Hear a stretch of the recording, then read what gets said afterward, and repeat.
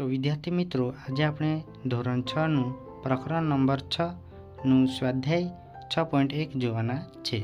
પહેલા નંબરનો પ્રશ્ન, નીચે આપેલા પદોના વિરુદ્ધ પદો લખો. એ. વજનમાં વધારો, તેનો જવાબ વજનમાં ઘટાડો. બી. 30 કિમી ઉત્તરમાં, જવાબ 30 કિમી દક્ષિણમાં. સી.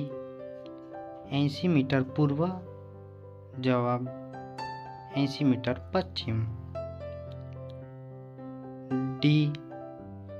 700 રૂપિયાનું નુકસાન, જવાબ 700 રૂપિયાનો નફો. લાસ્ટ ઈ નંબરનું જોઈએ. દરિયાની સપાટીથી 100 મીટર ઉપર, તેનો જવાબ દરિયાની સપાટીથી 100 મીટર નીચે. પહેલા નંબરનો પ્રશ્ન આવડી ગયો વિદ્યાર્થી મિત્રો. હવે બીજા નંબરનું જોઈએ. નીચેની સંખ્યાઓને યોગ્ય સંકેતો સાથે પૂર્ણાંકો તરીકે દર્શાવો. એ. એક વિમાન જમીન ઉપરથી 2000 મીટરની ઊંચાઈ પર ઉડી રહ્યું છે. વિમાન ઉપરની તરફ ઉડી રહ્યું છે, માટે ધન 2000 થશે. બી. એક સબમરીન દરિયાની સપાટીથી 800 મીટરની નીચે તરફ જઈ રહી છે. સબમરીન નીચેની તરફ જતી હોય છે, તેથી જવાબ ઋણમાં મળશે, તો આપણને -800 મળે છે. ખાતામાં ₹200 જમા છે. ખાતામાં જમા છે, માટે ધનમાં જવાબ મળશે, તો આપણને +200 જવાબ મળે છે. ખાતામાંથી ₹700નો ઉપાડ, તો તેનું જવાબ આપણને ઋણમાં મળશે, કેમ કે ખાતામાંથી ઉપાડવામાં આવે છે, તો આપણો જવાબ થશે -700. ખબર પડી કે વિદ્યાર્થી મિત્રો? હવે આપણે ત્રીજા નંબરનું જોઈએ. નીચે આપેલી સંખ્યાઓને સંખ્યા રેખા પર નિરૂપણ કરો. તો +5ને સંખ્યા રેખા પર આ રીતે દર્શાવવામાં આવે છે. બી નંબરનું જોઈએ. તો -10ને સંખ્યા રેખા પર દર્શાવવાનું છે, તો તેનો જવાબ જોઈએ. તો સંખ્યા રેખા પર -10ને આ પ્રમાણે દર્શાવવામાં આવે છે. એક બાજુ +10 સુધી લખવાનું છે અને બીજી બાજુ -10 સુધી લખવાનું છે. હવે 0થી -10 સુધી લખતા આપણને સંખ્યા રેખાનું નિરૂપણ કરી શકીએ છીએ. કમ્પ્લીટ છે. હવે સી નંબરનું +8 જોઈએ. તો સંખ્યા રેખા પર આપણે 0થી જમણી બાજુ 8 તરફ જતાં આપણને +8 મળે છે. ડી નંબરનું જોઈએ. તો 0થી ડાબી બાજુ -1 સુધી જતાં આપણો જવાબ મળી જાય છે. ઈ જોઈએ. -6. 0થી ડાબી બાજુ -6 સુધી જતાં આપણને જવાબ મળે છે. ચોથા નંબરનું જોઈએ. ધારો કે આકૃતિ એક ઊભી સંખ્યા રેખા છે, જે પૂર્ણાંકો દર્શાવે છે, તેનું નિરીક્ષણ કરો અને નીચેના મુદ્દાઓ શોધો. એ નંબરનું જોઈએ. જો બિંદુ ડી ને સંગત પૂર્ણાંક +8 છે, તો પછી -8 વાળું બિંદુ કયું છે? જવાબ થશે F. બી જોઈએ. બિંદુ જી ઋણ પૂર્ણાંક છે કે ધન પૂર્ણાંક? જવાબ થશે ઋણ પૂર્ણાંક, કેમ કે નીચેની બાજુ છે. સી. બિંદુ બી અને ઈ ના સંગત પૂર્ણાંકો લખો. તો બી +4 અને ઈ -10. ડી. આ સંખ્યા રેખા પર નિર્દેશ કરો કે કયા બિંદુની કિંમત 100 ઓછી છે. તો જવાબ થશે ઈ. ઈ જોઈએ. તમામ બિંદુને મૂલ્યના ઘટતા ક્રમમાં ગોઠવો. જવાબ થશે ડી, સી, બી, એ, ઓ, એચ, જી, એફ, ઈ. આગળ જઈએ. 5મા નંબરનું. વર્ષના એક ખાસ દિવસે ભારતમાં 5 સ્થળોના તાપમાનની યાદી નીચે પ્રમાણે છે. સિયાચીન, 0° 10° નીચું -10. શિમલા 0° 2° નીચું -2. અમદાવાદ 0° 30° ઊંચું +30. દિલ્હી 0° 20° ઊંચું +20. શ્રીનગર 0° 5° નીચું -5°. જે પ્રશ્ન એ આ સ્થળોના તાપમાનને ખાલી જગ્યામાં પૂર્ણાંકોના સ્વરૂપમાં લખો. આ લખવાનું છે. સેલ્સિયસમાં તાપમાન દર્શાવતી સંખ્યા રેખા નીચે મુજબ છે, જેમાં સિયાચીન, શિમલા, શ્રીનગર, દિલ્હી, અમદાવાદ વગેરે દર્શાવેલ છે, જે તમે જોઈ શકો છો. પોઈન્ટ ટુ પોઈન્ટ દર્શાવેલા છે.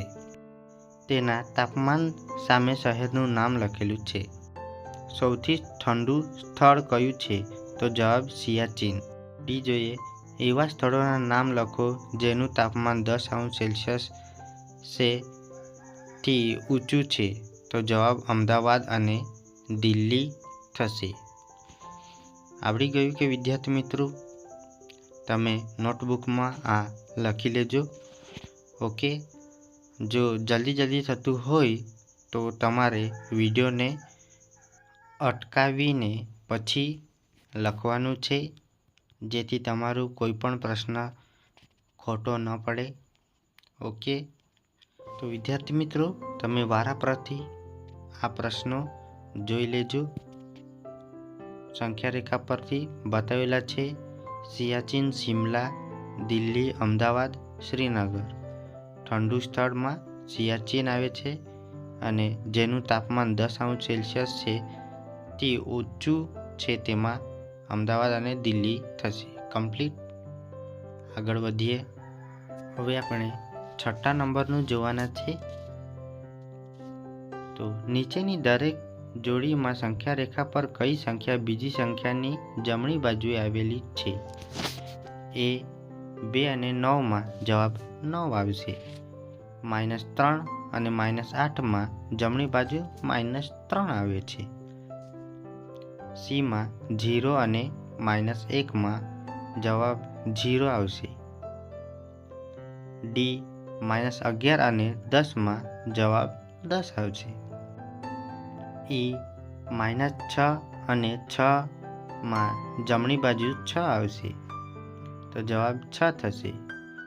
એફ 1 અને -6માં જમણી બાજુ 1 આવશે, તો જવાબ 1 થશે. કમ્પ્લીટ વિદ્યાર્થી મિત્રો. હવે 7મા નંબરનું જોઈએ. આપેલી જોડીઓ વચ્ચેના દરેક પૂર્ણાંકોને તેમના ચડતા ક્રમમાં લખો. તો 0 અને -7નો જવાબ -6, -5, -4, -3, -2 અને -1 થશે.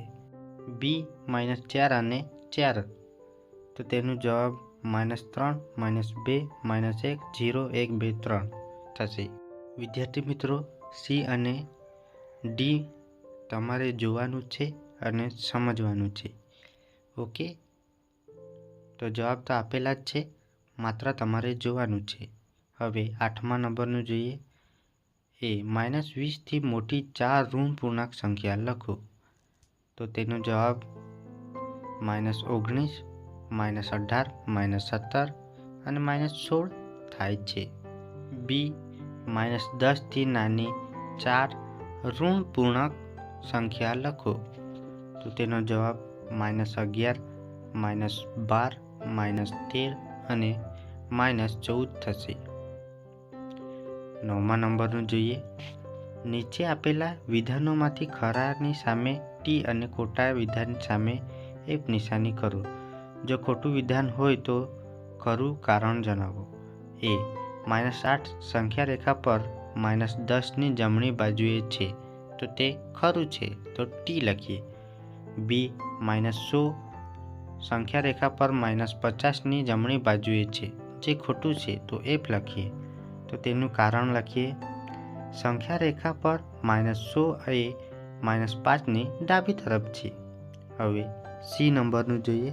તો -1 એ સૌથી નાનો ઋણ પૂર્ણાંક છે, જે ખોટું છે તો આપણે F લખીએ. તો તેનું કારણ લખીએ. મોટામાં મોટો ઋણ પૂર્ણાંક -1 છે. હવે ડી નંબરનું જોઈએ તો -26 કરતાં -25 મોટો ઋણ પૂર્ણાંક છે, જે ખોટું છે. તો તેનું વિધાન લખીએ. -26 એ -25 કરતાં નાનો છે. કમ્પ્લીટ છે વિદ્યાર્થી મિત્રો. ચાલો આગળ જોઈએ. 10મા નંબરનું જોઈએ. સંખ્યા રેખા દોરો અને નીચેના પ્રશ્નો ઉત્તર આપો. એ. જો આપણે 2ની જમણી બાજુ 4 પગલાં ચાલીએ તો આપણને કઈ સંખ્યા મળે? તો જવાબ 2 થશે. બી. જો આપણે 1ની ડાબી બાજુ 5 પગલાં ચાલીએ તો આપણને કઈ સંખ્યા મળશે? જવાબ -4 થશે. સી. જો આપણે સંખ્યા રેખા પર -8 પર હોઈએ તો -13 પર પહોંચવા માટે કઈ દિશામાં ચાલવું પડે? તો જવાબ ડાબી તરફ. ડી જોઈએ. જો આપણે સંખ્યા રેખા પર -6 પર હોઈએ તો -1 પર પહોંચવા માટે કઈ દિશામાં ચાલવું પડે? તો જવાબ જમણી તરફ થશે. ઓકે, આવડી ગયું કે વિદ્યાર્થી મિત્રો? આવા જ વિડીયો જોવા માટે અમારી ચેનલને લાઈક અને સબસ્ક્રાઈબ કરી આપજો, જેથી કોઈ પણ નવા વિડીયો આવે તો તે તમારી પાસે જલ્દીથી આવે. Thank you.